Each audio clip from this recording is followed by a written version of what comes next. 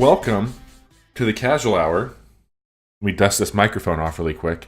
A podcast ostensibly about video games, but mostly about sharing t-shirts. I'm one of your hosts, Bobby Pease. Joining me are my two co-hosts, Johnny Amazich and Chase Kinnicky. Guys, what are we doing? I don't know.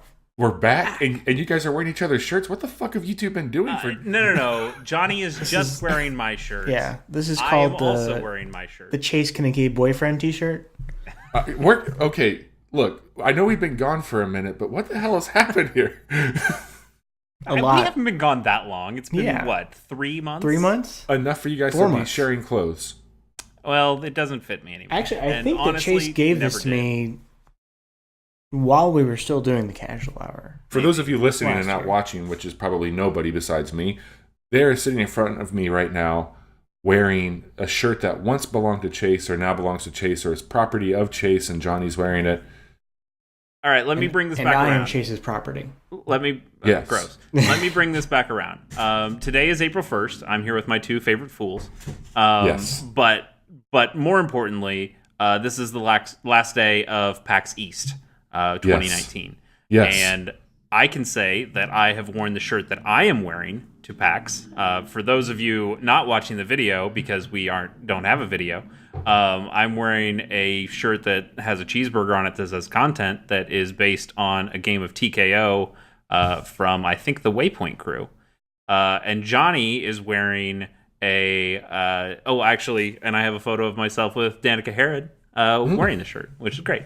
Danica's great. And then the shirt that Johnny has is a Commander Video shirt that I got when I went to PAX East and met with, they weren't Choice Provisions then, they were just the Bit Trip developers whose name I cannot remember. But they were super nice. I played Bit Trip Runner 3, I want to say. I think it was 3. I think it was 3 when I got that shirt, and they all signed it, and that was really cool. Nice. And it doesn't fit me anymore. Maybe it never did. I don't remember. But I ended up giving it to Johnny. So I like it. It's very comfy. It's a PAX reunion. This is adorable. Of this sorts. is so great. Yeah, it's nice. Sorry, Bobby. I don't have any shirts. Well, I mean, I have shirts that would fit you, but they also fit me, so I need to keep those shirts. Yeah. They would be, I'll just come over and sleep over one night and wake up in one of them, you know what I'm saying? There you go. So once upon a time, we had a show called The Casual Hour that we put out weekly, where we talked a little bit about the games we've been playing and the news impacting those games and the community that played them. Was it weekly? Yeah. What the fuck were we thinking? I don't weekly know if we were. and then bi-weekly for a while. Yeah, I mean, I was gone for several months. But the idea is that we would get together and just talk a little bit about games, because that's what we do. That's who we are. That's what we love. Right. Bobby, you actually have another. You've moved on to greener pastures, and I frankly don't know what you're doing with the two of us. You found Bobby found new friends. Yeah, you don't need us ananymore. I am supporting another podcast as well, and which is really good, by the way. It is. It is good, but you're also a damn traitor. Yeah. Well, I had to have the conversation about, to the new girlfriend, the long one that I went study with. I'm like, hey, she moved back home. We're just going to catch up and get coffee. One of those things. It's not that serious. No, I talked to him, I let him know that I was going to be hanging out with you guys, and that I was excited to see how you guys have been, because I've missed this with you. Yeah. Because we've never talked in the 3 months that we've not been recording. We just completely severed our friendships. Ever. Yeah. But no, I am thrilled to be talking to you guys again. I think that we've talked about maybe firing this engine up once a month, just to do something a bit more official, to date a little bit about the stuff that we're doing. And of course, one of the things that we love the most on our show is Game of the Year, and this is going to help add some continuity to it. To go into that. We just need to justify Game of the Year. That's honestly all this is. And not to mention, we're kind of coming into that. Yeah. And we're coming into that time where there's a little bit of a lull right before a lot of the announcements start. So I think it's good to maybe talk through some of the games that we have been playing, because it's been a banger of a quarter. And then go into some of the stuff in the future. So, like I think we're planning on revamping the show a little bit to try some new things or try some different things. Yep. To shorten the show, to make this actually a casual hour if possible. Maybe this one will go longer since we've got all this bullshit up front. I think we can do it. But yeah, I think the plan is to shorten the format a little bit, force us to think more creatively about the games that we're going to talk about, and maybe a little deeper, more deeply. And I think thoughtfully. I think we might be a bit more like spoiler. Yeah, we're gonna this is a raw look into some of these games. Like, we're not going to be holding things back. Like, if you have raw dogging the shit out of this podcast, and we're back where we left off. All right, here we go. That's Johnny Amazich. So we've got just a few more minutes before we need to really jump into it. But you guys have aired my dirty laundry about what I've been doing. Have you guys done anything different since we last recorded? Anything new? No. All right. I recorded a new episode of Gamers on the Go. Only one. It was with Johnny. Fuck you. We did our own podcast. Yeah. Fuck you, Bobby. I actually, now that I think about it, I think that since we stopped doing the show regularly, have been playing maybe less video games, or less at night anyway. Well, then we don't need Johnny on this podcast. Yeah, I mean, that's why you've been crying yourself to sleep at night. No time to play games because you don't have us around as much. No, I started falling asleep on I also got a really comfortable couch at the beginning of this year. And so my motivation to get up from the couch and get into my gaming chair that I usually sit in really dwindled. How bad does that chair smell? Oh, it's like Fritos and microwave burrito. And it's not like you have any gaming systems that you could play while on the couch. I know, fair. No, okay, so here, I will grab the Switch and sit it next to me, and then I still fall asleep because that couch is just so damn comfortable. Oh my god! I'm serious. It's a weird.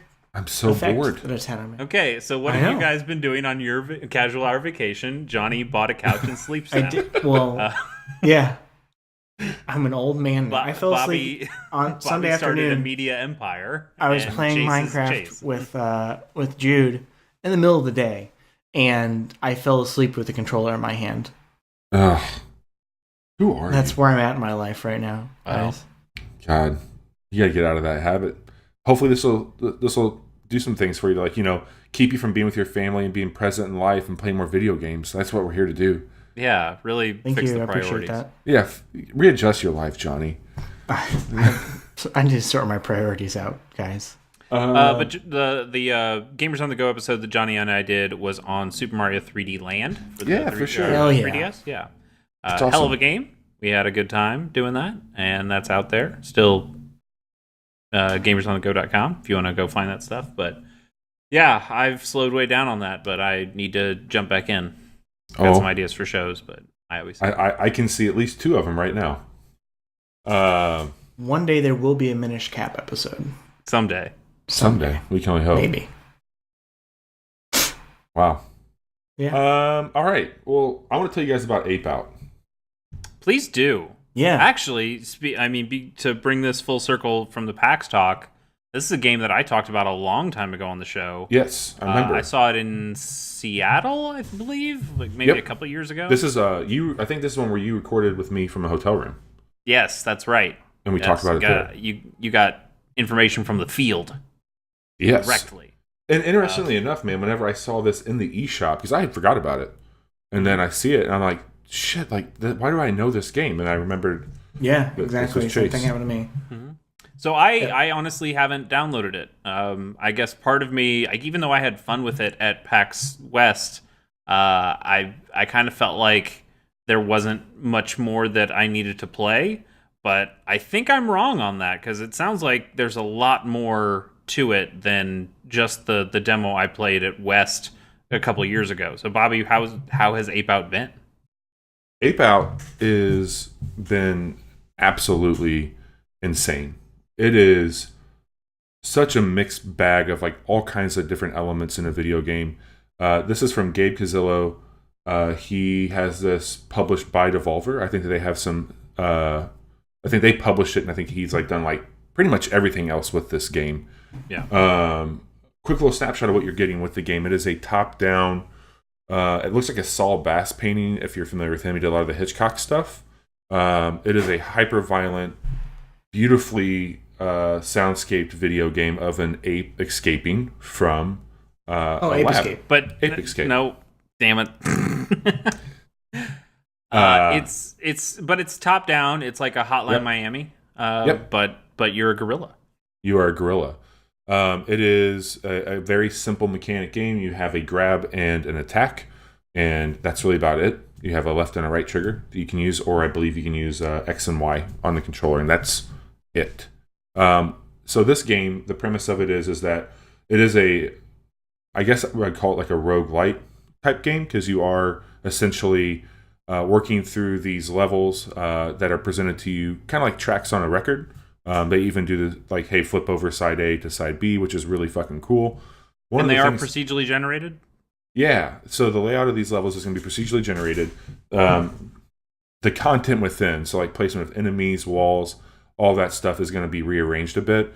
But the initial, like, hey, get from this point to this point, like they do a pretty good job of keeping the structure similar of like, there's a big square, a long rectangle, a big square in this particular level.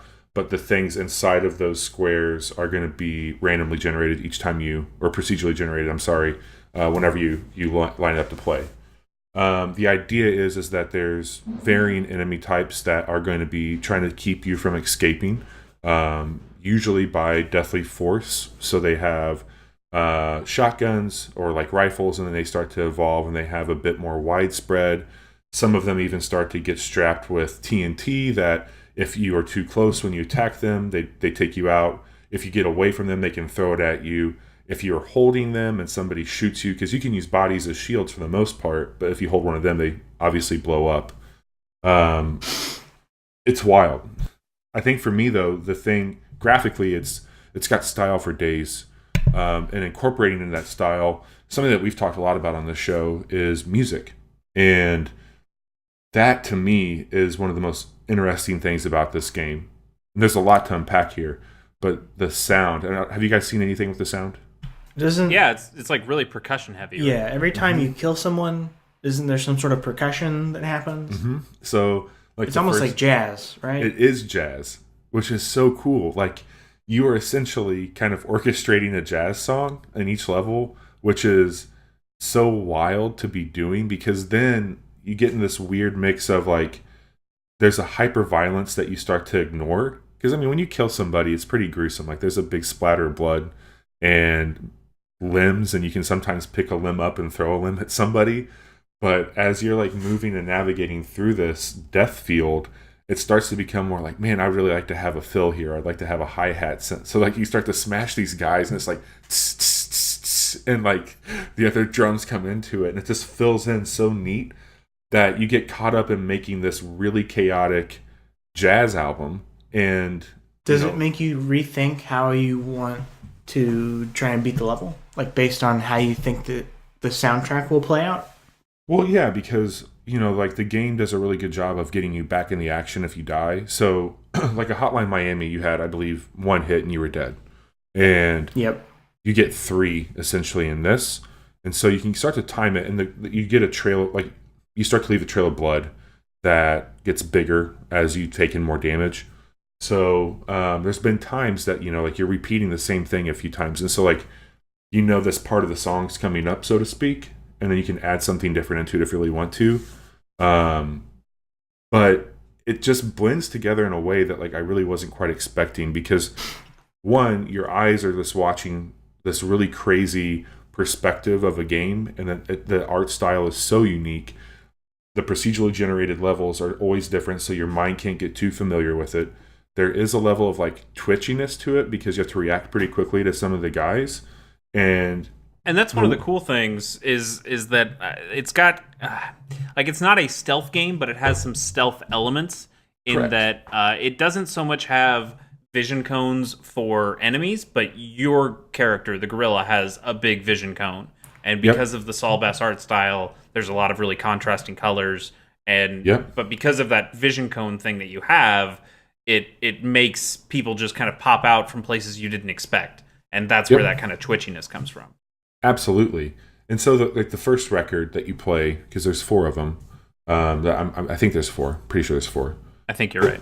The first record is all about getting out, and I'm not going to say like what you're getting out to or anything of that nature, but you're getting out. And the second one is like, I don't want to say it's like a horde mode by any means, but it feels like a horde mode because you start at the top of this skyscraper and you're working through this office building, and the perspective stuff that they do there is absolutely insane on how they do the office building. But the idea is that it's surrounded by police and you're going down to the final level of this office building for a big showdown with the police. And that has been for me like the high water mark of the game. I'm on like 3.5 right now is where I'm at with it, and that was really, really well done. Some points I want to bring up, like there's been a feeling, I think I've mentioned this to you guys offline, and Sarah, whenever she watched me play this game, she even mentioned, she's like, wow, this is a lot like Super Hot.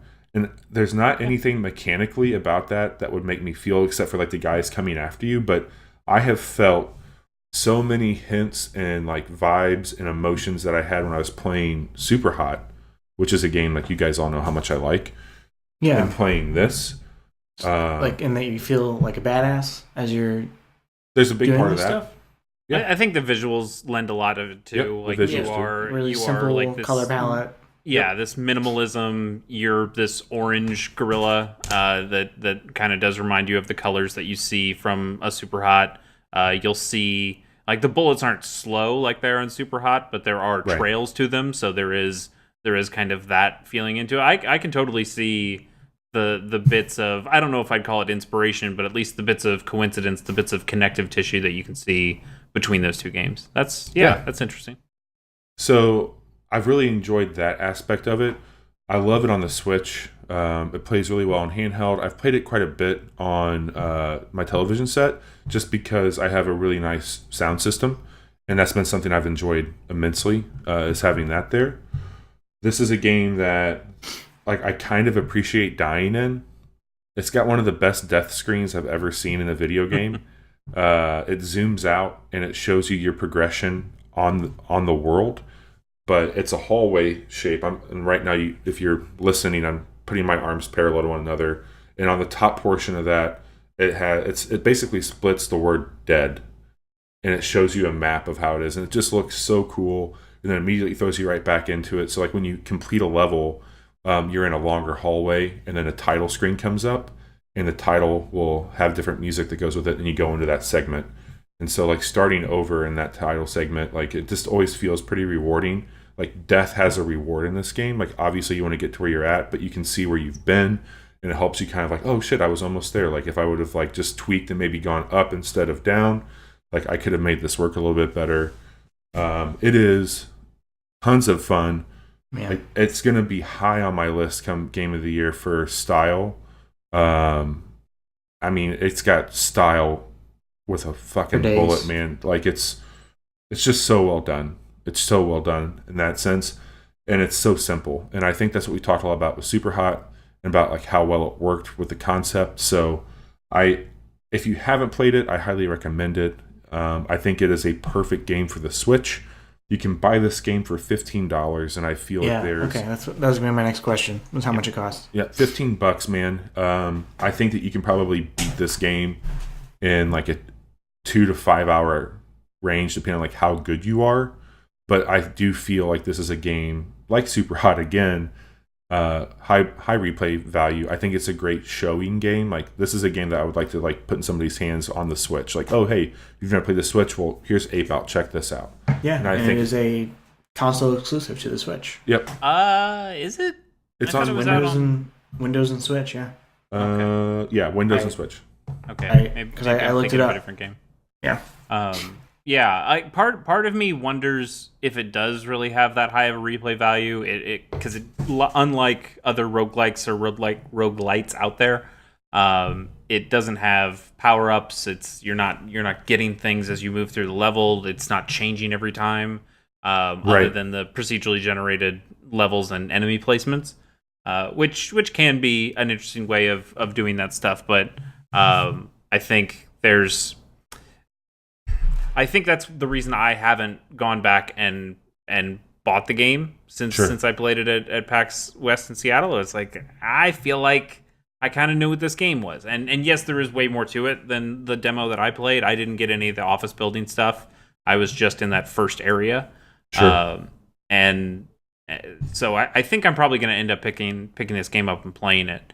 But I do worry that it's just going to end up becoming another game that's just kind of on my Switch that doesn't get a lot of playtime, or if I do beat it, will I want to go back to it? But I think that's fair. I do think that's fair. But what's there is also really good and probably worth your $15, even if you're able to beat it relatively quickly.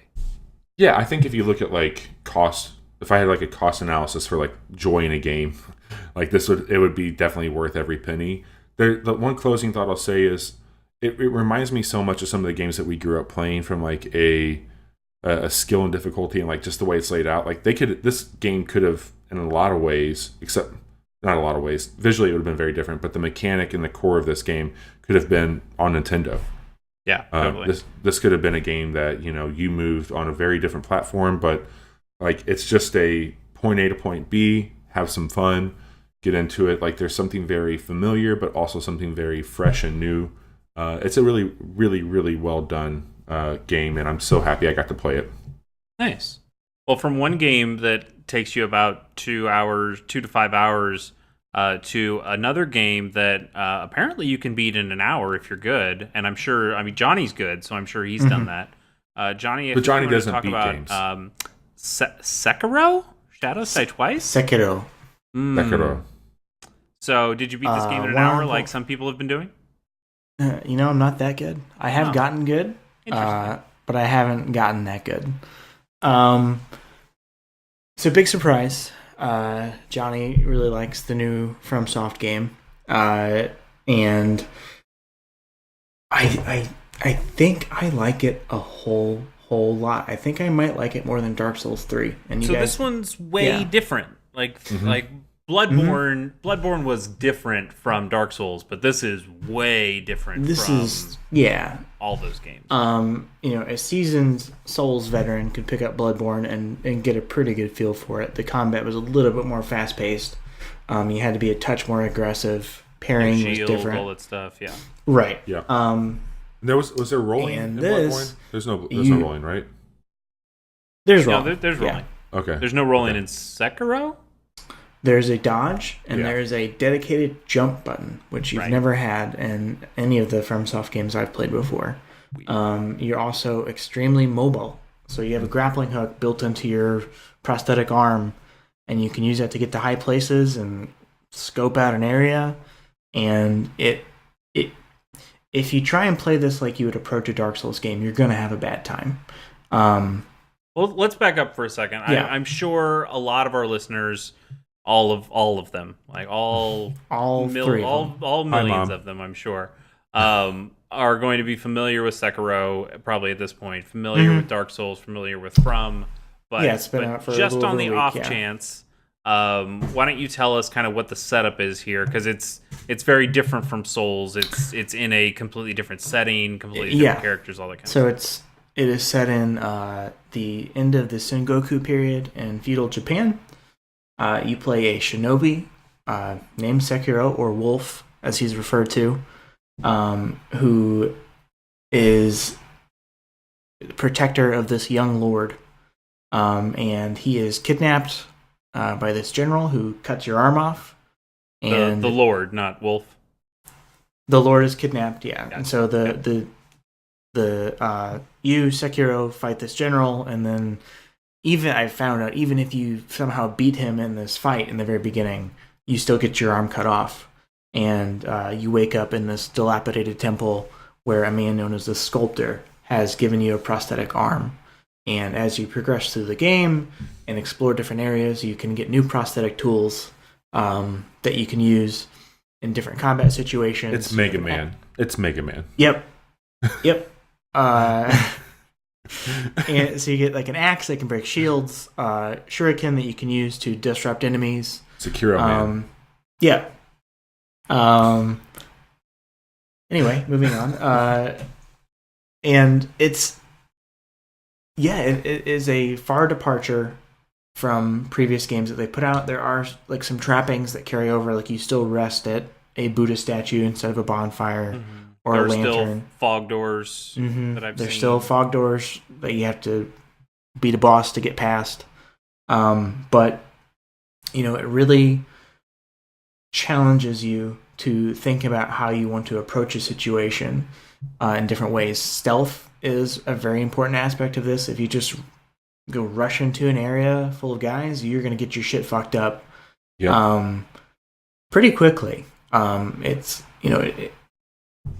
I've seen contradicting reviews and things like that saying, oh, this is easier than Dark Souls. Oh, this is way more difficult than Dark Souls. And I think it all just depends on the approach, So I went into it knowing I would need to play this a little bit differently. And I haven't gotten nearly as frustrated as I would get when I hit a brick wall when I was playing a game like Dark Souls 3. Even though there's the first main boss that you fight, I was stuck on for 5 days. A lot of days. And it wasn't like it was probably took me 5 hours collectively. And but here's the thing, I never. Is that why you've been sleeping on the couch so much? You're just tired of fighting? Yeah, tired fucking Lady Butterfly. No, it was weird because there were some bosses in Dark Souls where I would get really mad and I have to play something different. And this, instead of doing that, I just went and explored a different area, and took a little break. And I came back. I never got as angry as I did with some other stuff. And I don't know if it's just because I played a lot of these games and so I've come to know what to expect. But it was something about it that each time I felt like I was making a little bit more progress. And it's been really nice to dive deep into a game like this again, where it requires all of my focus while I'm playing it. And I think it's too early for me to say, but I like this game a whole lot. It's, for me so far, of the games I played in 2019, is by far my favorite.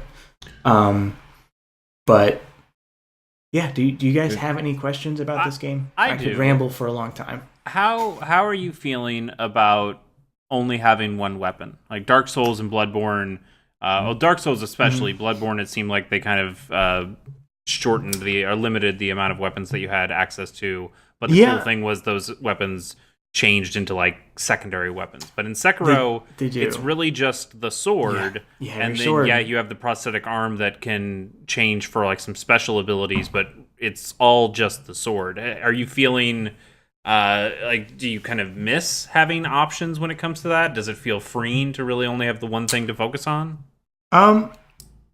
Yeah, because you have one thing to worry about, and most of the enemies that you fight are also using swords. There are some spear wielders, or some really big guys that use like big blunt weapons. But it hasn't lessened my enjoyment. I haven't at any point thought, oh man, I wish I could use the halberd or the Zweihander or the claymore or like any of the other weapons that I really, really liked from Dark Souls. And it's been nice because like the thing that's so important about this is learning to parry and timing your blocks properly. And if I was spending all this time learning how to use other types of weapons, I think it would detract from that. Because there's a very specific way they want you to play this game, and I think it will be for some people, and it will not be for some people. Sure. But for me, it's really clicked, and I think it's a lot of fun. I've really enjoyed the little bit that I've played of it. It's a good game. I'm just not very good at it. And Bobby, are you talking about Sekiro? Yeah. Made by From Software. Yeah. The makers of Dark Souls. Yeah. A series that you hate. A series that I I hate. Yeah. Huh. It's Huh. the things that like stood out to me in comparison. Again, Johnny kind of did a really nice job of laying out. The mobility is great. I think that I like how you move along with that. One, it's got a grappling hook and automatically gets points. Grappling hooks equal points. Yeah. The animation on that stuff looks easily awesome, back too. out of any fight Yes. that you're stuck in. You know, if you're like, oh, I'm way in over my head here, he can run really fast, and there's usually a place that you can grapple to scale back. The enemies lose sight of you, and you can reassess the situation, or even go back to a statue and rest and be like, okay, I'm going to try this a different way now. Does the grapple ever have offensive capabilities, or is it just for? Yeah. Mm-hmm. Okay. You can grapple onto certain enemies, and then there's a skill where you can grapple and then attack that I have not unlocked yet. And I think for me, like what I'm going to have to do with this game is have really small moments spread out over a long period of time. It's not a game that I think I can really mentally stand being in, just because of the anxiety and the stress that comes from some of those fights. Like as a non-seasoned From Software player, like this is a new game for me. Which, to Johnny's point, I'm playing it how they kind of tell you to play it, and I don't have any qualms with that. But I do like the idea, and Johnny, you'll probably disagree with this, but what I have told people, my initial feelings is that you immediately feel as big a threat to the people that you're against as they do towards you. Oh, yeah. Like, 'cause you can go through and you can clear out an entire enemy encampment, Yep. you know, super stealthily if you want to.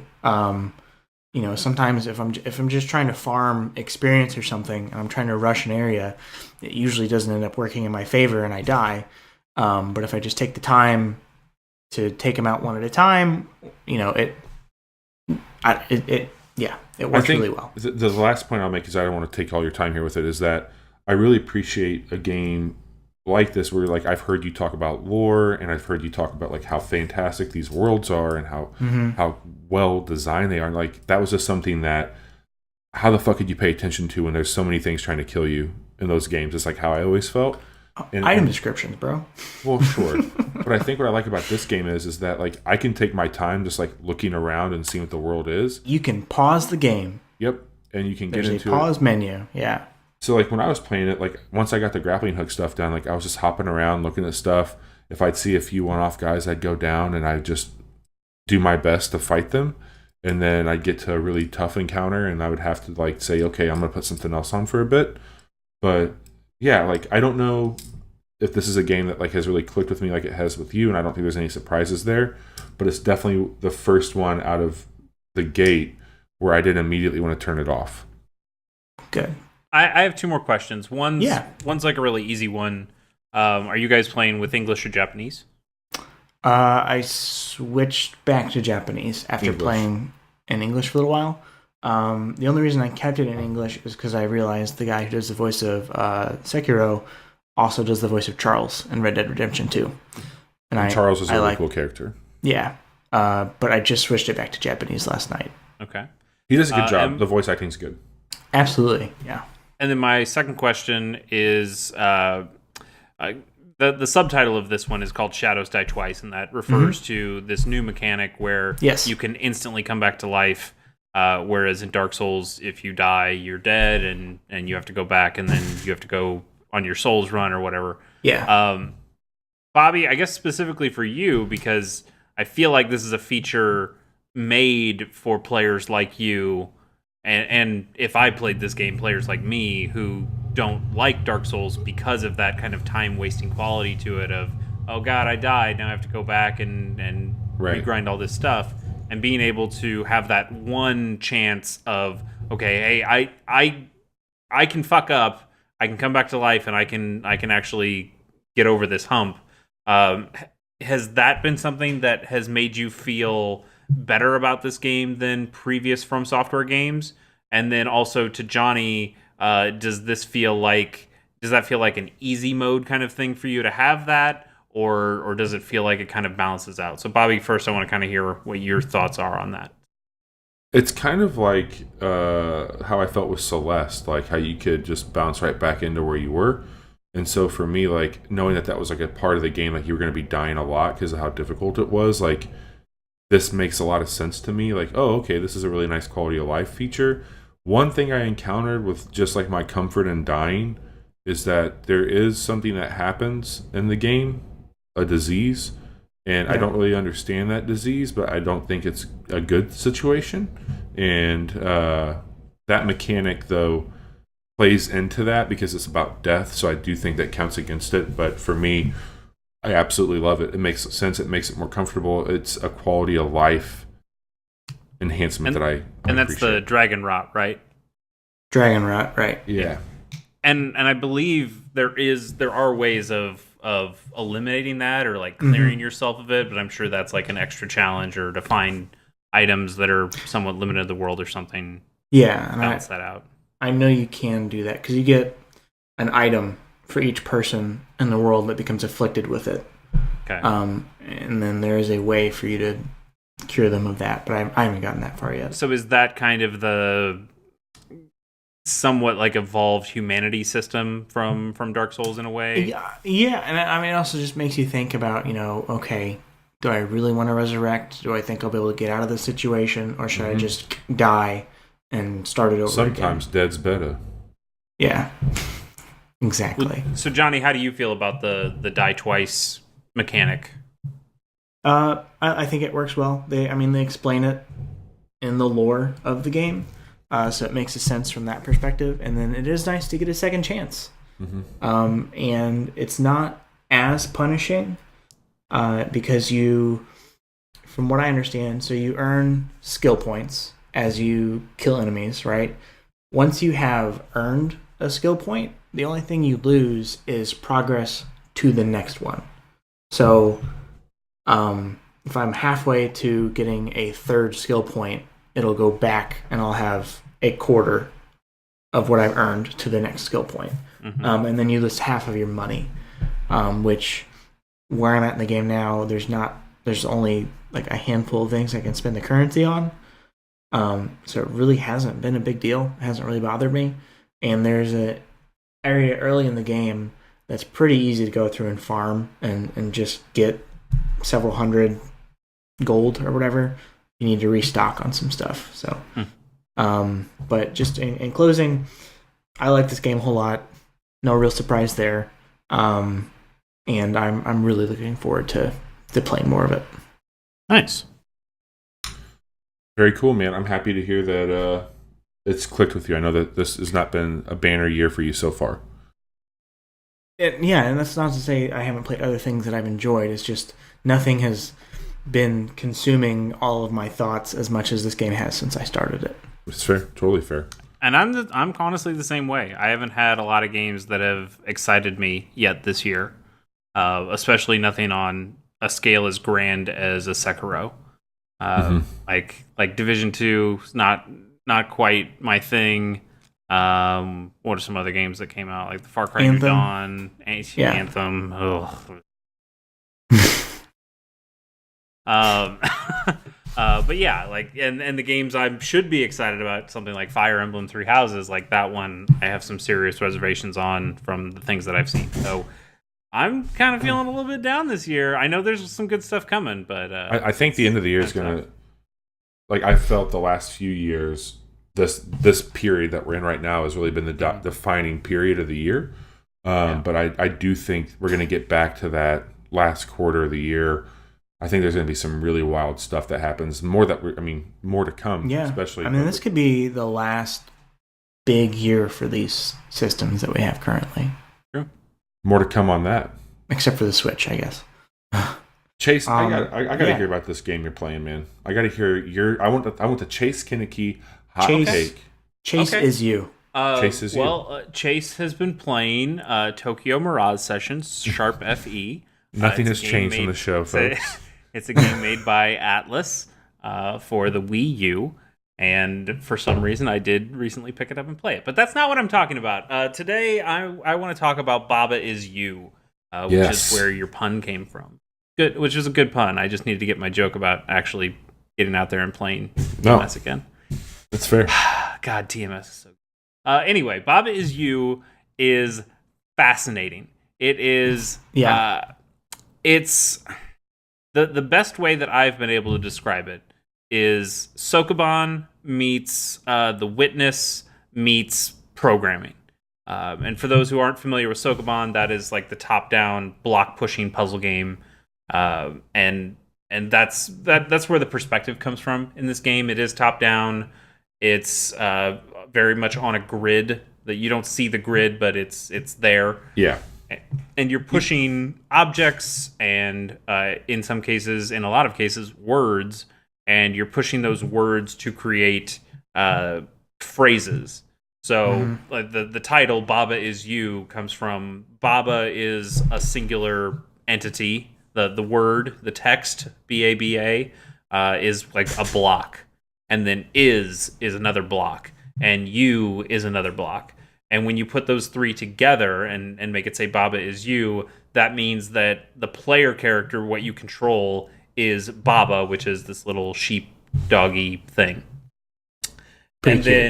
And so you're able to push those things around and push other words to create new phrases that will affect the way that the game works. And so you're solving puzzles through that. So Sokoban in the moving, The Witness in the kinds of puzzles that you're using, and then it's all kind of programmer, developer stuff when it comes to you're affecting the game world that affects it's this then that stuff. It's a lot of, it kind of feels like some debug stuff where you're like going in and making things go real crazy, but it's all intended, which is really cool. So in that example that I used, Baba is you, if you are Baba and you're moving around, you can move the word rock.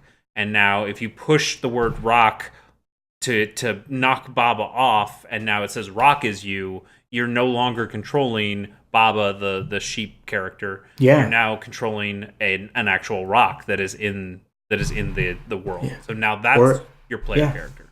Or if you have two ises, you can be Rock is Baba and Rock is you, and now you're controlling Rock and Baba. Yeah, at the same time. And now you have to solve puzzles using two things at the same time and trying to push things correctly. So the basic way the game kind of starts is Baba is you, flag is win, and like wall is stop. You know what? There's a little bit of scribble knots in here too. I think that's kind of where the programmer developer stuff comes from, is that it's using some really unique and creative ideas to undercut the developer's intended or unintended ways. And for this game, it feels like it's all more intended, even if you feel like you're undercutting it sometimes. Yeah, you feel like a goddamn genius. Until you don't, which happens very quickly. But so in that first example, Baba is you, wall is stop, and flag is win. So flag is win means that the flag in the stage, if you touch the flag, you win. Congratulations, you can move on to the next level. Wall is stop means that when you are up against a wall, if you try to go over the wall tile, it stops you. It's like a wall. So in that first level, there's the sheep character of Baba, there's a wall in between you and the flag, and then you have all those phrases next to you. So what you could do, there are a couple different ways to play that. You can push the word stop off of wall is, and now the walls don't stop you. So you just walk right through the wall, you touch the flag, and you win. Or maybe you push the word win, and you push off the word stop, so now you push it to make it wall is win. Now you just have to touch the wall and you win. Or one of my favorite things is Baba is you, Baba is win, and you just win automatically because you already are the thing that it takes to win. I've had to solve a lot of puzzles that way. So that's three ways of solving the same puzzle, but then when you get to further levels, they will increase the difficulty by adding lots more phrases and lots more stage hazards that or blocks you can't move. Exactly. Or blocks that you can't move until you can move them because you've used some trickery with the word systems. And all of that stuff gets really fascinating really quickly. And like you said, you can feel really smart because obviously in the first stage they want you to push stop off of wall, so then you can just walk right through the wall and hit the flag. But if you're a real genius, then you would have done one of those other two things that I said. But then when you get to later levels, you're going to have to start doing those things because that's just the way to really beat this level. And it gets nuts. There are some really incredible things. Just thinking about the nouns of this world. There's water, there's rocks, there's skulls, there's crabs, there's kikis, which are things that move on their own until you affect them. There's cogs, there's pipes, there's walls, there's grass, there's like all sorts of shit. And then there are all of the verbs, I guess, probably the closest thing that I can say. And that's the you or win or defeat or stop or push or melt or float. Oh, fuck float. Float sucks. I know. That's why I brought it up. It sucks. Texas float is a real bitch.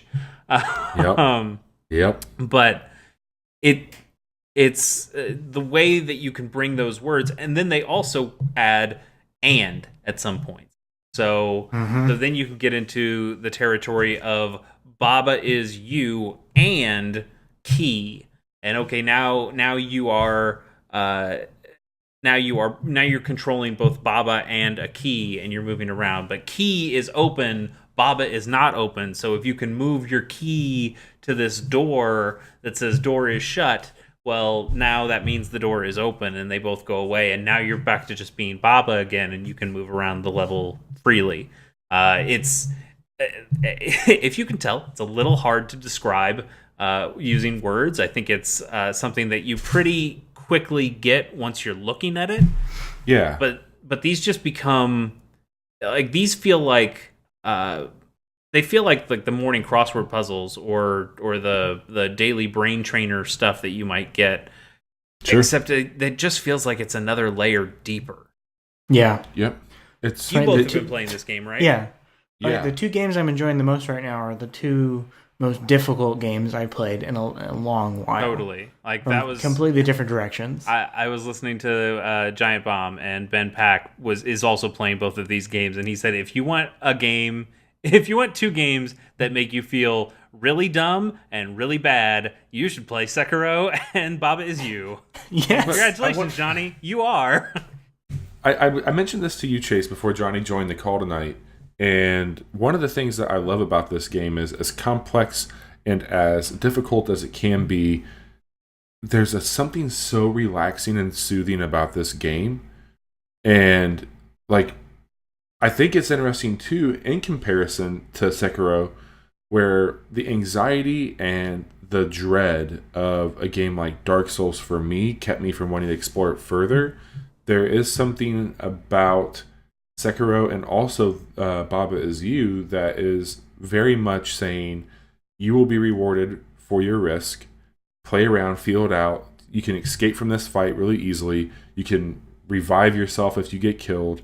And in Baba Is You, like, you can easily wipe the board and be like, okay, I know enough now to like fly through this part here. Or just tap X a few times and correct. So I think that like it's one of the reasons that I got into digital art versus like painting something, and they both have their place. But like there was something for me safe about learning that skill set digitally, where I could undo what I was doing very quickly. Totally. Where if I was painting something, like that's a pretty big mistake and a critical error that requires a bit more finesse and planning. Well, Bobby, there's no such thing as a mistake. Like every stroke is just another opportunity for. But yes, no, totally. Like honestly, it's interesting that you compare the two of Sekiro and Baba Is You and talk about how they're similar, where I view them as the exact opposites. Like Sure. Dark Souls game, From Software games, Sekiro. Even though Sekiro, I think, does a better job of giving you second chances, giving you options to hit that undo, like you said, there are still very punitive damages that you get from dying in that game. Like you said, you lose half your health, half your experience, half your money. Baba Is You has none of that. It is you hit. There is a button for undo, and it just moves you one move back. Or just clear the whole slate, start over again. Exactly, Yeah. and it's very easy to just restart the level as well. Not by accident. They do. They have a good way of like giving you one chance to accidentally hit a button and not fuck it up. if you're really close. But it's nice that it's not just like an accidental. Oh, I have mine turned on to be that. Oh, you do? You're Yeah. brave. Fuck that. But I'm finding it one of my major pet peeves in life, not just video games, is wasting time. And that's why I struggle with Dark Souls games, is because there are times where you play that game, you put hours into it, you die. Okay, now I go back and try to do my soul run. I die again. I don't get those souls. They're all gone. Chase, let me tell you about a game called I've wasted Anthem. that time. No, please don't. I don't like. I just told you I don't like to waste time. That's what I'm doing. So I'm not going to play Anthem because I don't want that.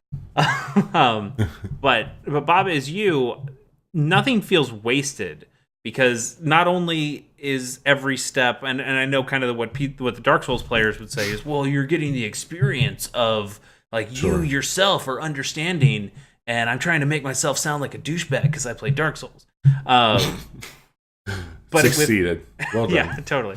But with Baba Is You, it's yes, you're getting that experience. You're understanding that, oh, I can't move Cog into water because Cog is melt and water is hot, which means Cog just goes away. That's the one I'm on right now. I'm on the evaporating river level, which real bitch. But there is like, not only is it the idea that you can like, you're gaining that experience, but you're also not being punished, because then you can just hit that undo button, go right back to where you were. Like, even when you defeat, even if I hit one of the skulls that says defeat and Baba pops and the music goes silent, which is a super good touch. Yeah.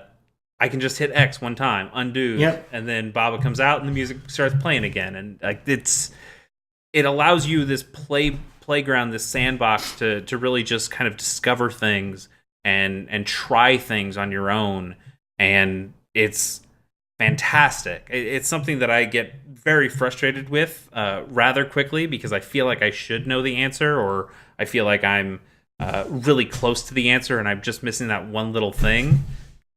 And unlike other games, this hasn't been something where I can just leave it and then come back an hour or a day later and solve it immediately. It's nope, I'm still having this fucking problem because I just don't understand computer programming in some ways. Like, I don't understand maybe the relationships, that if you were a programmer or did know some of these things, it's not so much that you have to know HTML or something to be able to play this game, but I think having an idea of how computers work or how programming languages work, and understanding the relationships between phrases in programming language, I think that would really help you to be better equipped to play a game like Baba Is You. It's totally playable by someone like me who doesn't really have any of that knowledge, but I think there is something where I think I would get more frustrated playing this game than somebody who understands code and understands how these relationships all tie back into each other a little bit more cleanly.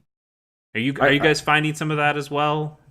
Yeah, I mean, for me, it's one of those situations too where, like, I've been importing video footage of me playing this game, and like, it's really interesting to see, like, as I'm like scrubbing through video to like make some edits, like I get into one level and like I forgot like how much time I spent on that level. Totally. And it's like, going back to the video, I'm just like, man, you were so fucking stupid. And then you figured it out. And it's like, that's really cool. But like the movement and like the placing, like just, it really does encourage like a play. Like, I did a few years of programming. Like, it was required for my degree.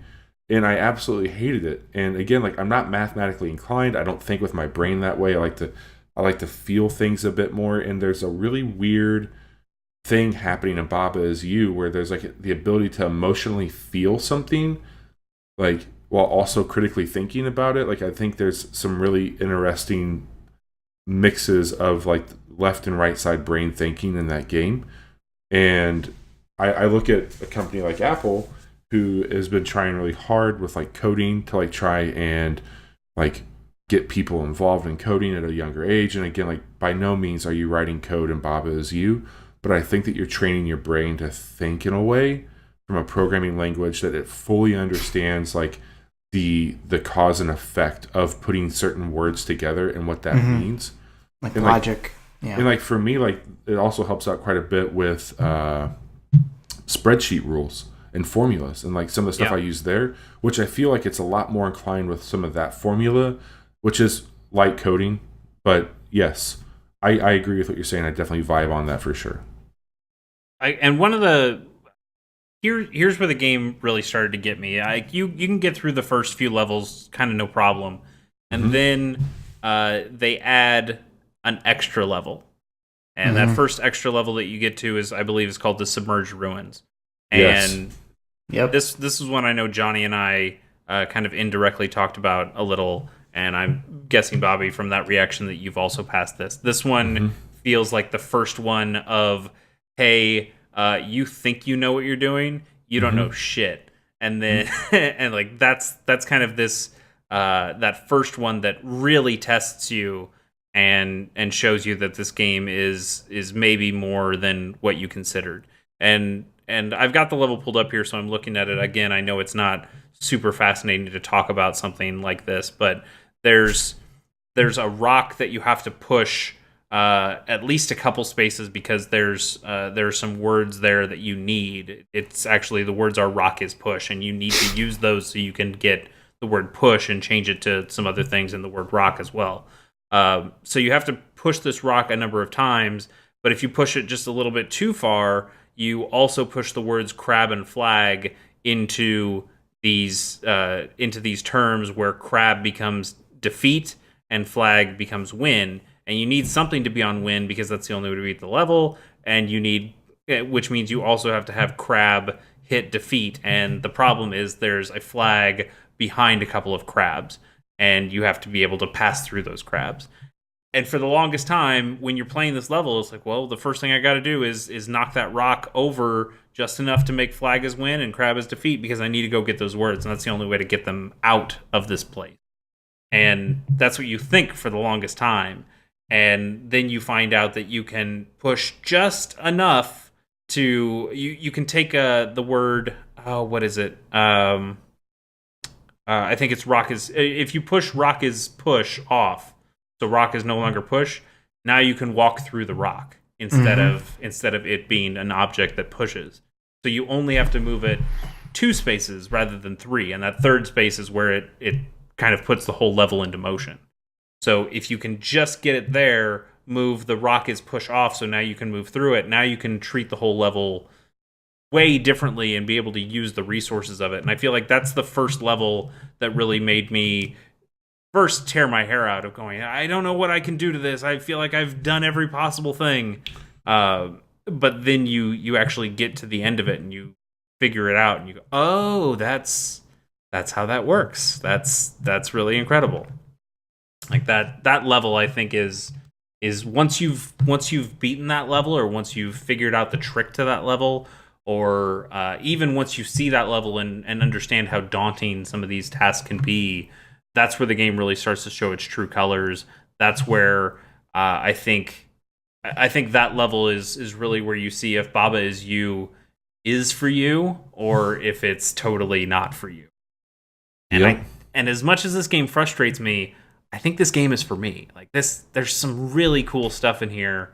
I like the visuals. I like the music. I like a lot of the aesthetic stuff that it has going on. But I just really like the mechanics of this game. And there's something just really fascinating about playing with all these words.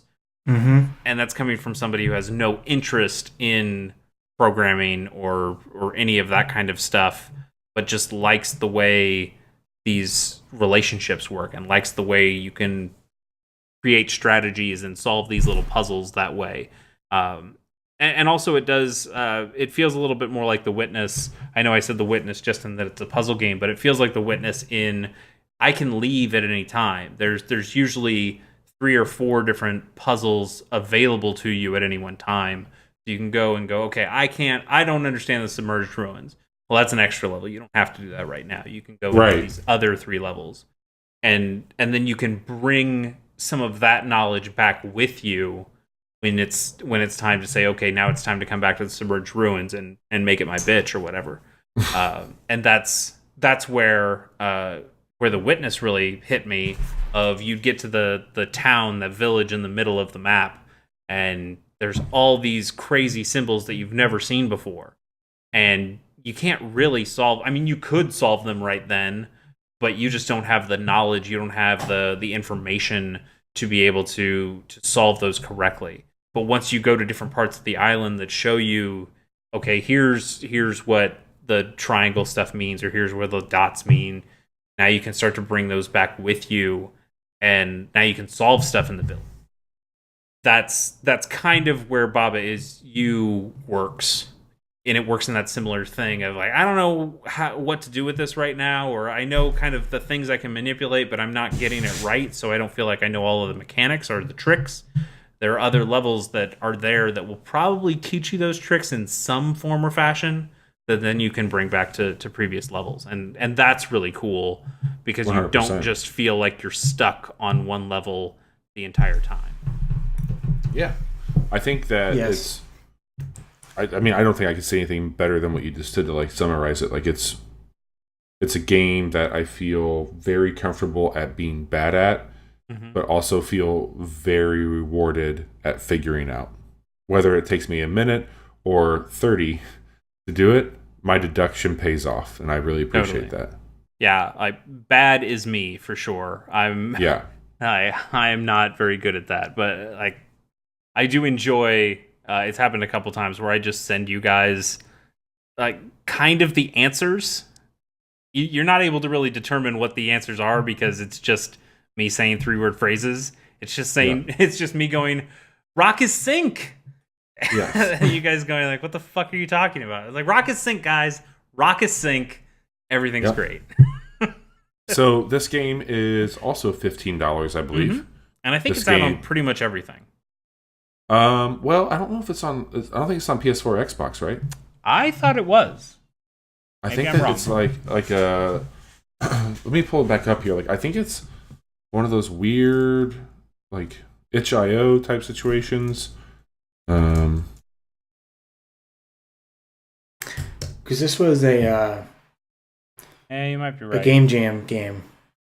It's on Steam. Initially. It's on itch.io. It's in the Humble Store.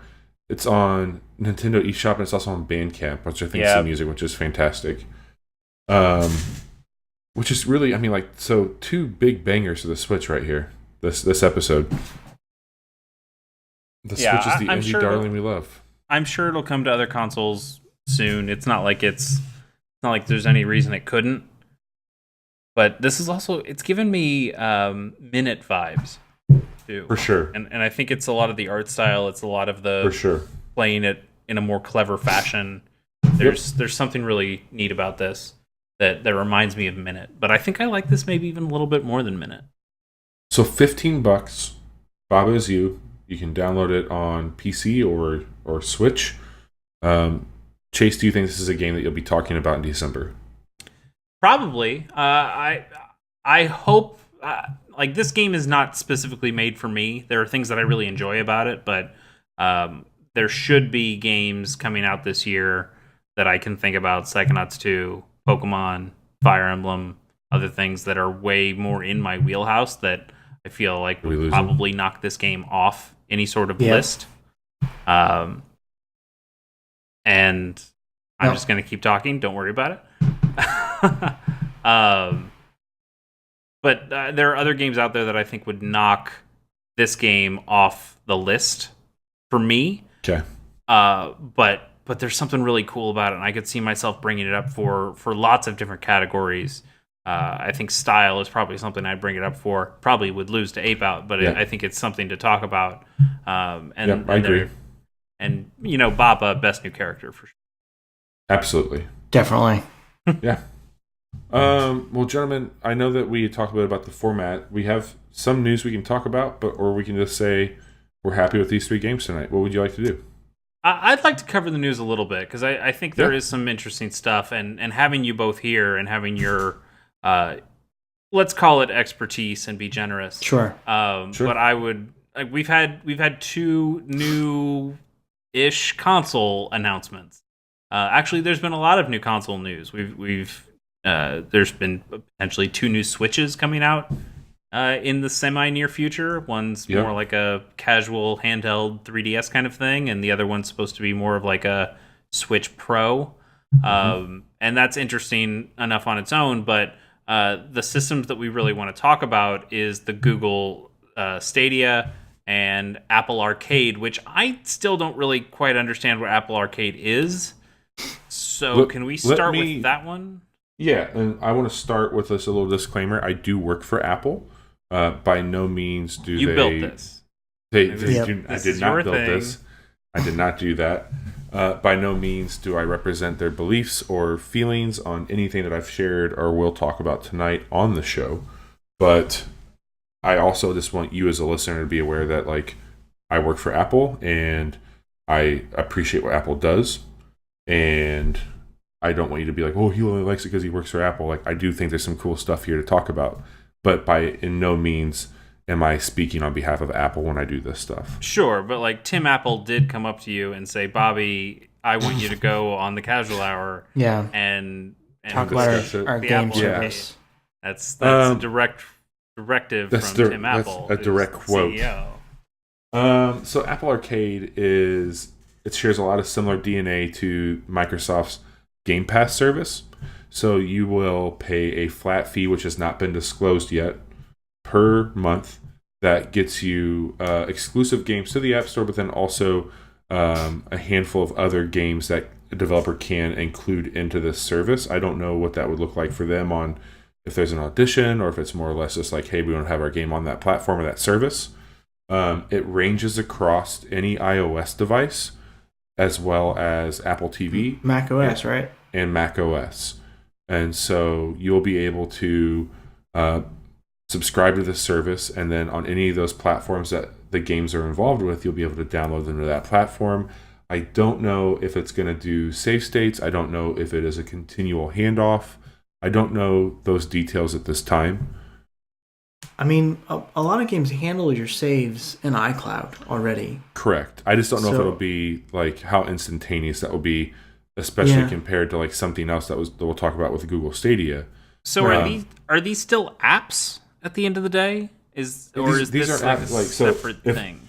If I didn't have...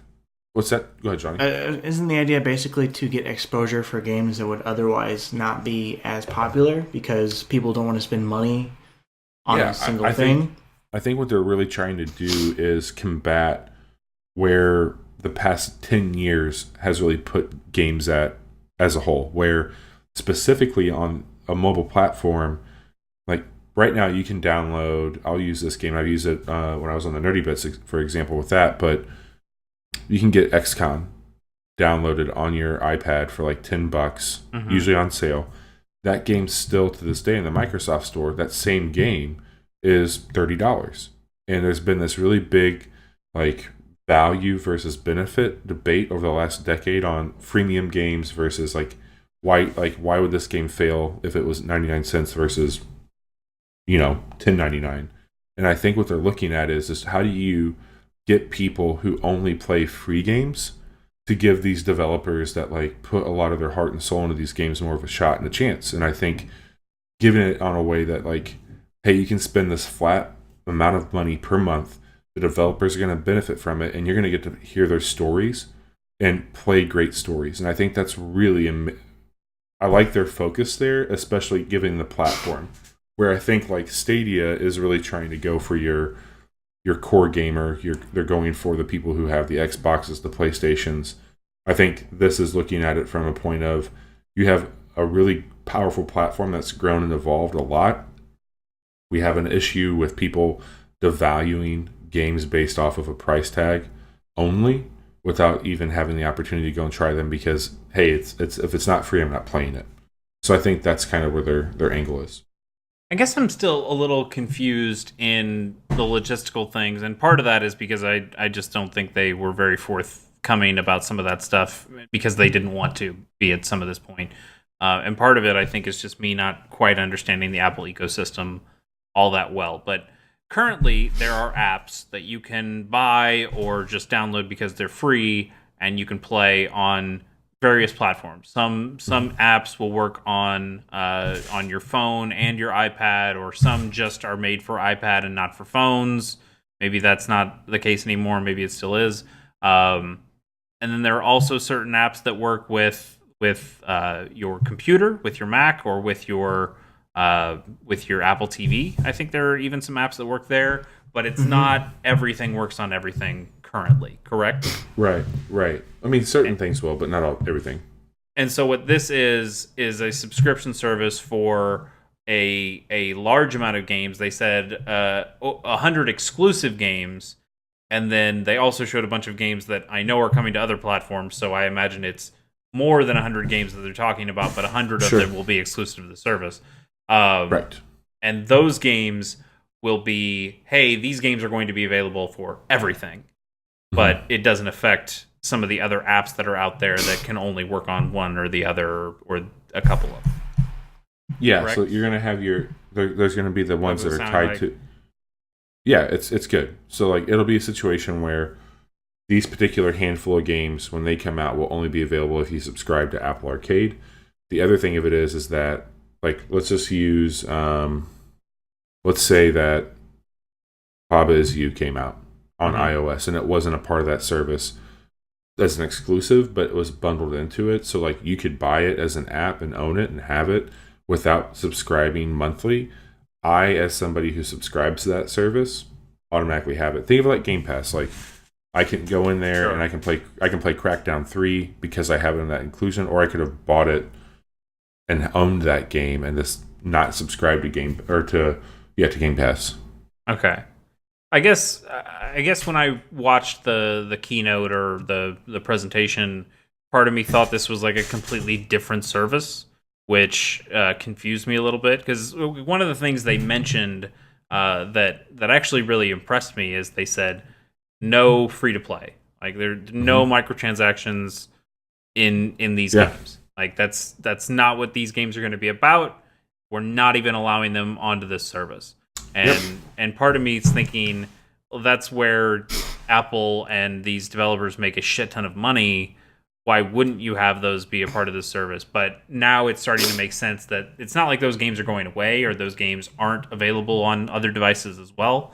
But it's just that here's a set of games that work across devices, and this is just like a small sect that is over Here are some really good games that may have otherwise been overlooked because they're charging you a one-time fee rather than, hey, download this for free, and then maybe you'll give us some money for a box of jewels. Or not even overlooked. Like they've talked about new games. Like there's who was Final Fantasy guy. I forgot his name.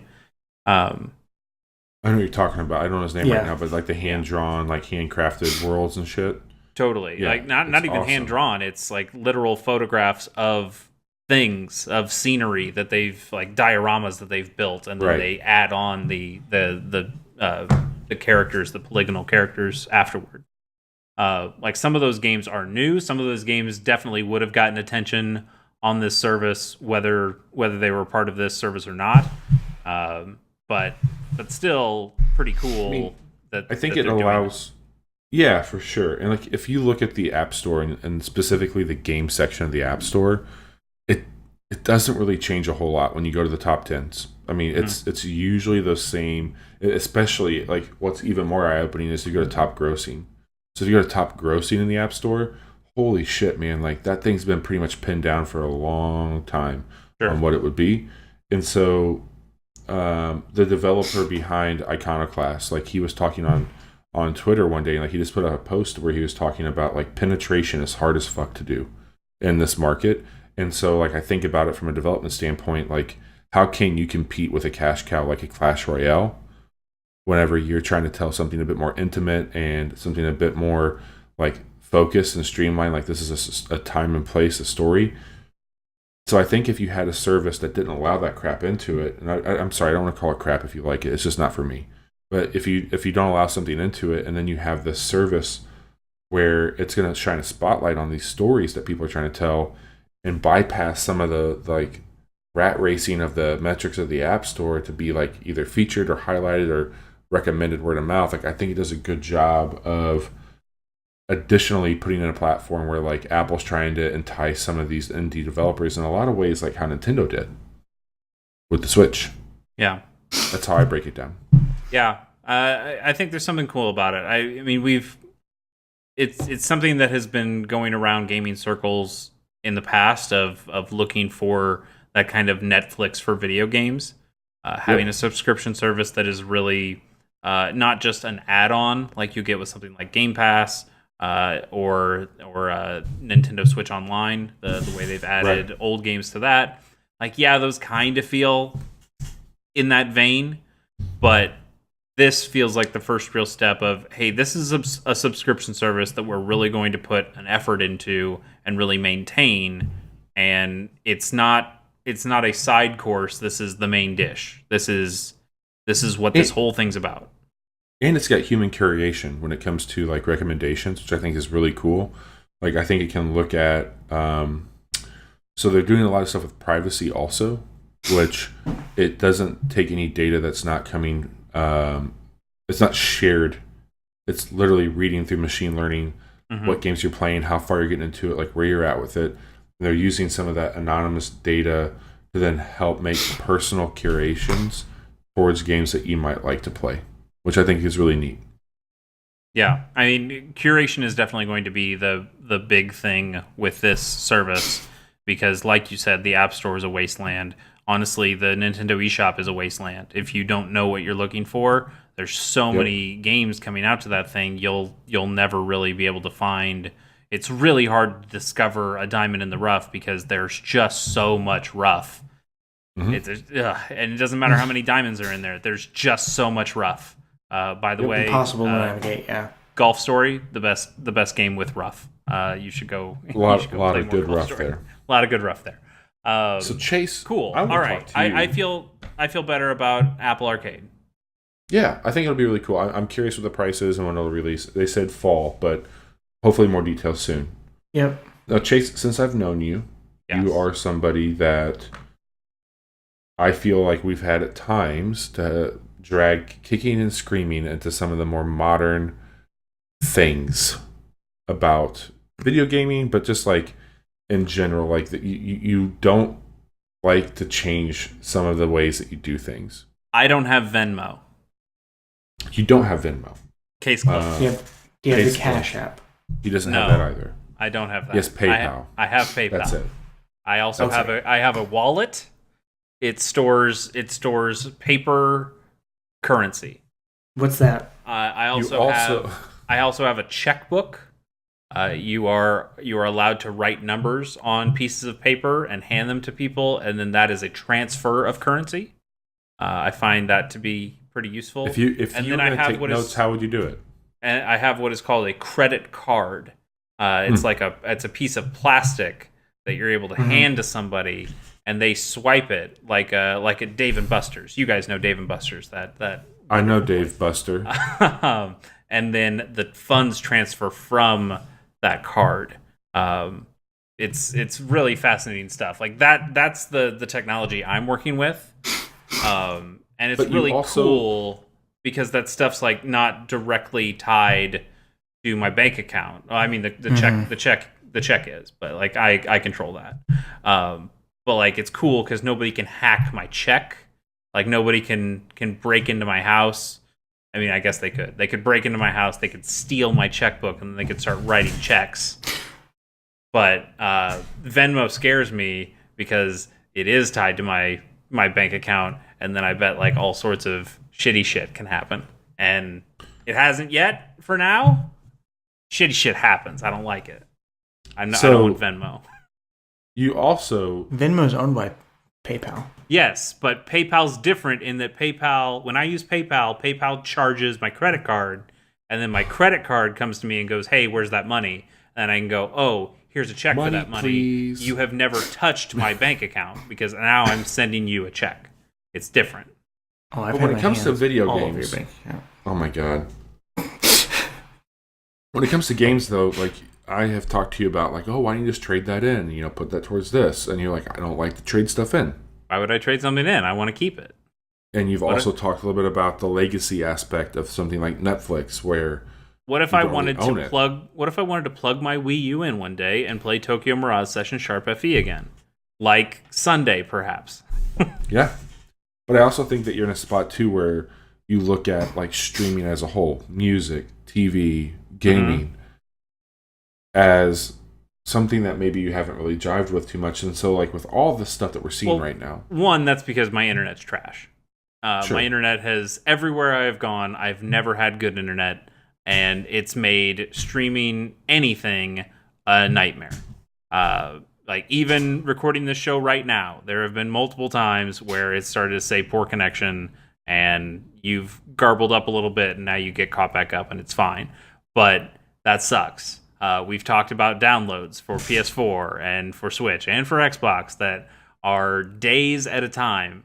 There have been times where I've come over to your home to download a PS4 game so I could bring it back to my home, because that would have taken a shorter amount of time than just it downloading at my home. And you get to see Bobby. And Sad. I can, he wasn't in the best looks. How do you feel about a streaming service like Google Stadia? I think it's super fucking cool, and I don't want it. Yeah. Like, no, it really is interesting. The technology is fascinating. The technology is super cool. But it also scares me. It's made for... this isn't even... Okay. Please, somebody set up what Google Stadia is. And just, like, what it generally does. Okay. So, Google Stadia promises to fix the game streaming problem that other companies have attempted and failed at, sometimes spectacularly, wherein any device that runs Chrome, so many devices that a lot of people that they own already, you can pick up right where you left off on a game that is being streamed from one of Google's data centers. And you can fluidly switch back and forth between whatever devices you want to play on. So if you are on your commute, if you're riding the train, you get home, you can switch it right to your smart TV, and it picks up just like that, right where you left off. And the controller that they're making connects to Wi-Fi, so that it also seamlessly transitions to whatever device you're playing that game on.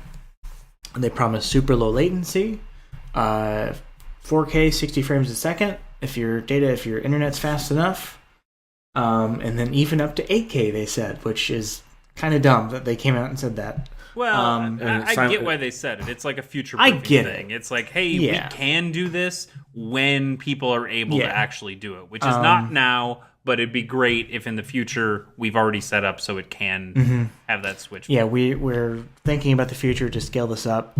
You know, we'll see if this is something that they don't get really excited about. Lots of people enjoy it, and then 2 years later, like, yeah, and I think we're that's getting rid of Stadia. My main problem with it is that this feels like a future-proofed solution that isn't proven for the present, or at least it isn't proven for most people in the present. And they've done. Let me start by saying I think they've done a fantastic job. The pitch is great. The pitch is fantastic. Phil Harrison has been in the games industry forever. I've loved his work when he's been with Sony. He's done some great stuff for Microsoft. He's a wonderful spokesperson. He's a wonderful person who leads this stuff and then can also talk about it. Fantastic. Getting Jade Raymond to say, hey, we're going to lead Google development stuff, and we got gosh damn game developer Jade Raymond herself to come here and do cool shit because Jade Raymond's cool. Awesome. I love the people you've put around this. Yep. But right now, what they're saying, and they are saying it's going to work on internet as shitty as mine, which I highly doubt, but it does seem like, hey, we know the internet, and this was an interview that Polygon, I think, did with Phil Harrison. Somebody did it. Sorry, I don't remember who. but they talked to him and they said, like, hey, there are people who don't have great internet. There are people who don't have internet at all, and you're pushing this thing that is internet only, that requires streaming, that could potentially require a lot of data going back and forth for games, that needs to be super low latency, especially if you get into something like fighting games or racing games that need Doom, that really twitch which stuff. they talked about. Or Doom, exactly. And what do you say to those people? And his answer was a little bit wishy-washy in that, hey, we understand we're trying to go for the lowest specs possible so we can go out to the largest amount of people, but also, hey, what can you do? We're trying new stuff, and some of that stuff is going to take horsepower, and if you guys don't have that power, you can't really do anything. And I'm paraphrasing what he said, but sure, that was the basic idea. And to me, that sounds like, yeah, you're out in the fucking cold unless you're in like a really big city with really good internet, unless you got that fiber, unless you got that big broadband stuff. Like, yeah, maybe you're just fucked. And I live in a big city. I live with a place that should have decent internet and sometimes does, but most of the time doesn't. And it just worries me that currently I'm not able to really take advantage of this stuff, because what I see of that stuff sounds really cool. Stuff you mentioned, Johnny, sounds awesome, where I'm able to well, maybe it doesn't sound awesome to like watch a streamer and then immediately be able to play the game they're playing. That kind of sounds like a nightmare future. But the shareable moments, the principles of it sound cool. Taking all these other ideas from services that most of us already use and implementing it into how you play video games sounds really cool. The idea of being able to ask the Google Assistant for help on a very specific thing. If let's say Baba Is You came to this service and I say, Google, I need help on Evaporating River, then apparently through their system, which I imagine you'd still need some developer support behind that. I'm not sure exactly how Google is finding that information, but apparently Google, how do you kill Lady Butterfly? Please. Yeah, exactly. And then apparently the Google Assistant is supposed to be able to comb through YouTube videos, find one, and not only find the video for you, but find the exact spot in the video using machine learning, using I see the screen that I see for you is similar to the screen that I see for this, meaning that's the same level, that's the same boss, this is the part that you need help with, and now you get to see that stuff. And then you hear some jerk off go, hi, my name's whatever the fuck, and subscribe and like and all bullshit. That stuff kind of scares me, because that just kind of leads us down to that dark future that I don't necessarily want. But the principles, again, fascinating. And it just sucks that I don't feel like I'm in a position to take advantage of that stuff right now. 5-10 years down the line, when internet gets better across the board, potentially, maybe this is a catalyst that forces internet to get better across the board. Awesome. But right now, it super sucks. And that really turns me off. And then, Bobby, I think you were kind of going in this direction when you're talking about preservation and talking about keeping games. If Google keeps all the games on their servers, Google's the one who controls when those games are no longer available to you. One of the great things about I like digital games. I like physical games a lot, but I like digital games too, because I can still download them and have them. And now they're on my hard drives, they're on my systems. I can take my Switch out of my apartment and continue playing that and never have to hook back up to the internet ever again, and I can still play that game. And with this service, I could be playing Assassin's Creed 3. I would never, but I could be playing Assassin's Creed 3, and then Google decides, you know what, nobody's really playing Assassin's Creed 3 anymore. It's not making us money. The license ran out. The license ran out, and we're just going to yank it. And I don't know what that does for my session. I assume it just kills the session, and I can no longer have access to that game anymore. Yeah. And that's not a power I necessarily want Google to have. I don't want Google to say we're the ones who control which games get remembered, which games are worth your time, which games are good, and that's not a future I want to live in. Yeah, I mentioned this briefly, but Google does not have the greatest track record when it comes to introducing cool new technologies or apps or what have you, and sticking with them for the long haul. There's an app you guys may have heard of called Inbox. Yep. That a lot of people really, really like. And Google announced, hey, we're getting rid of this, but all the things you like are coming to Gmail, which hasn't happened yet. All right. But you have that, their messaging app, Hello. Like, there's a huge list of things that they've announced and killed I had this in a conversation relatively short period of time that makes me worried. Someone invests lots of money in this, potentially, and then suddenly they're like, sorry, the service is going away. Yeah. Too bad. I had this conversation with a friend recently, but do you guys remember Google Wave? Yeah. Mm-hmm. Yeah, and I mean they didn't quite kill it. They sold it to Apache or something, or they rebranded it, and a lot of those things came into Google Docs, but not all of it. And it's that was something that they were super high on for a little bit, and then just kind of let die. Google Plus is another thing that came out this is Google's social media service, and this is going to be great. And some people used it, and a lot of people didn't, and then Google ended up killing it. And for the people who really used it a lot, that was a super bummer. Not for me. I would. Yeah. So I mean, it could be completely different with this, but I think that people are right to be skeptical. Yeah, I think that as we wrap this up, you guys both sound like you're cautiously optimistic. I think it's cool, but it is not where I will probably play all of my games. I'm shocked to say this. I'm more optimistic about Apple. Yeah, fair. I mean, you are a gamer on the go. That's true. That's true. With that being said, because I do want us to be mindful of what we said we do at the time. Right. Next ones will definitely be shorter. Yeah. So Chase, gamers on the go. This is something that you've done for a few years now. Yeah. How's that going?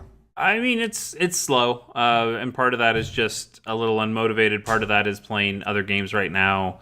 Part of that is not being able to find people to come on and talk about specific games.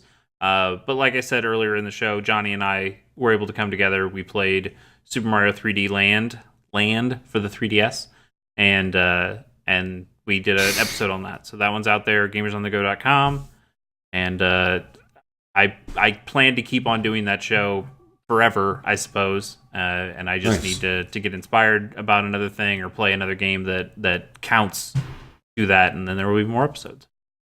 Very cool, man. And you're on iTunes and where else?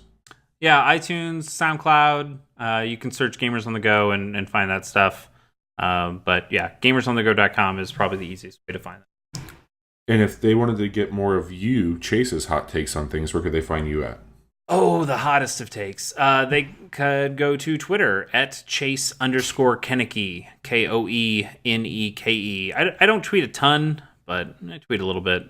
Probably more about basketball these days with the March Madness stuff going on. It's April now. Fair. That's true, and they're close to being done.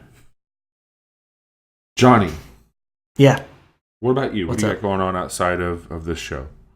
Let's see. The writing group that I was in last year kicked back up again a few weeks ago. So that's been nice to get motivated to do some writing. I'm in the middle of writing something for the other gaming establishment that you do stuff with, Nerdy Bits. I'm really excited to see that. I've heard some good stuff. Thanks, man. I gotta get in there and edit it. It's been a crazy couple weeks. You've been working hard in the garage on your car, on your wheels. Oh, your project car, which is also your daily driver. Yeah, my project 2004 Ford Focus. Great project. The car's doing okay. I had to replace my alternator and some other stuff, and the nightmares finally come to an end. Nice. I'm glad you got that sorted out. I'm also I had a root canal this month. Oh, everything's last coming month up, Johnny. I get my permanent crown put in on Thursday. So thank God that's almost over. What's a king without his crown? There it is. Right, nice, but man. Yeah, this has been fun, guys. And Bobby, you've got tons of shit that you're a part of. Yeah, now. You're the busiest of us. The media mogul himself. Yeah, I got a few things going on. So as Bobby mentioned, Murdoch. I am a co-host on a show called Bounty Board, as well as another show that we're going to be recording for the first time, hopefully, like in the next week, and that is called Postmortem. Bounty Board and Postmortem are both underneath a company called Nerdy Bits, where we are collecting all kinds of fun stuff around pop culture. But there's like, if you like streamers, there's people who stream. If there's like podcasts, obviously, there's that. If you like reading things, like well thought out articles, we got some of that stuff too. So it's been a lot of fun to learn a little bit more about the industry through those guys. And I've had the opportunity to be a part of some really cool stuff here in St. Louis. We got to do the big Twitch meetup. We had a booth there, which was fun to meet some of the people in St. Louis for the Twitch St. Louis chapter. But on a personal note, I've been really focusing on doing some quick look videos, and I thought I would try streaming once, and it's just not for me. I respect people who do it. It's just not how I want to play games. So I am doing a lot of video capture work right now, and I've put out one kind of long form video, and I just announced yesterday a bit more of a structure for what I'm going to be doing with my content, which is like 5 1 to 2 minute long videos. Like, I've thought a lot about how we consume these days, like whether it be an Instagram feed or a Twitter feed, where it's very micro, small opinions on things. And so using Instagram to kind of house 1 minute video, quick Small looks, opinion from a big man. small opinions, and then at the end of that week, doing maybe like a 5 to 7 minute long video with some gameplay narration. I'm sorry, gameplay video with voice narration over it. To talk a little bit more about like a deeper dive, or like, dare I say, even like a small review for that game. But it's more about like what I'm playing, what I think you might like if you like these sort of things. And I've launched a website for it, which is my gamertag, lumberjacksmack.com. Very cool. And that's been it's been something that, like, it's added a little bit of that structure that I like from podcasting. It's been something that I think would be really cool for us to do, is like to just load up a video of something like Sekiro and like have some commentary on it, where we talk a little bit about the gameplay that's going on. I think that would be something that would be a lot of fun for us to do. And then people could play it instantly on Google Stadia after watching it. Yep. So you can find most of my social links on lumberjacksmack.com. I'm currently trying to acquire Lumberjack Smack for everything that I do, but there's variations.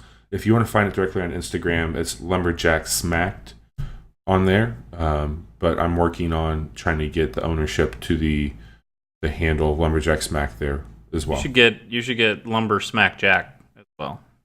I will get all those things. Yeah. Guys, this was a lot of fun. I think what I should say for those of you listening, we're going to be on SoundCloud for a while. As well as YouTube, and that's where you'll be able to find us. And we'll have a direct link on Twitter to like this being hosted on my website, lumberjacksmack.com, until we figure out a little bit more permanency of a home for us for the casual hour. I remember when I told you I was going to put Gamers on the Go on SoundCloud, and you went, "Why are you going to do that? They're about to shut down." And that was years ago. That was a very big rumor. But yeah, I think that now you've had to eat those words. I'm eating crow as we speak. But gentlemen, it was a lot of fun. I can't wait to do this again soon. It was good. See you in May. See you in May.